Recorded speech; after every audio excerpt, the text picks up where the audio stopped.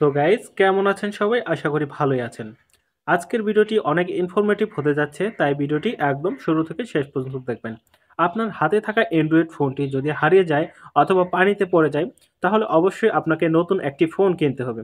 তো আপনি যদি নতুন ফোন কিনে থাকেন, সেক্ষেত্রে কি হয়, আপনি যতগুলো নাম্বার সেভ করেছিলেন আপনার আত্মীয়-স্বজনের, রিলেটিভের, তো সবগুলো নাম্বার কিন্তু একদম আপনার আয়ত্তের বাইরে চলে যায়। সেক্ষেত্রে আপনাকে কি করতে হবে? আপনার Facebook আইডিতে ঢুকে আপনি হয়তোবা পোস্ট করতে পারেন যে, আমার ফোন হারিয়ে গিয়েছিল অথবা ফোন নষ্ট হয়ে গেছে। যাদের আমার পরিচিত তারা কমেন্টসে নাম্বার প্রদান করুন।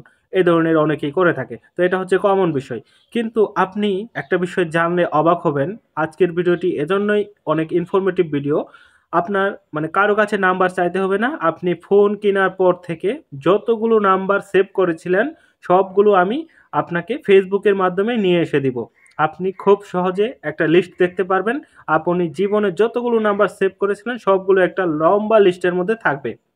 আপনি সেখান থেকে আপনার প্রয়োজনীয় নাম্বারগুলো নতুন করে নোট করে আপনার মোবাইলে সেভ করতে পারবেন। তো কিভাবে এই কাজটি করবেন, চলুন আমরা ফোনের স্ক্রিনে চলে যাই।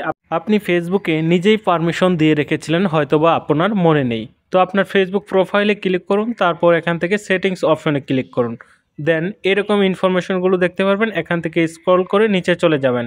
নিচে গিয়ে এখান থেকে আপনাকে জাস্ট ক্লিক করতে হবে অ্যাক্সেস ইউর ইনফরমেশন। জাস্ট এই অপশনটিতে ক্লিক করুন, তারপর কন্টিনিউ অপশনে ক্লিক করুন। তো এখান থেকে আরেকটু নিচে স্ক্রল করে চলে যাবেন। এখানে পার্সোনাল ইনফরমেশন বলে একটি লেখা দেখতে পারবেন উপরের দিকে। ওকে, পার্সোনাল ইনফরমেশন, এখানে ক্লিক করবেন। ক্লিক করার পর স্ক্রল করে আরেকটু নিচে গিয়ে এখান থেকে ইউর অ্যাড্রেস বুকস, জাস্ট এই লেখাটির উপরে ক্লিক করবেন। ক্লিক করলেই ওয়াও, বুম! তো দেখুন, আপনি লাইফে যতগুলো নাম্বার সেভ করে রেখেছেন সবগুলো এখানে লিস্ট চলে আসছে।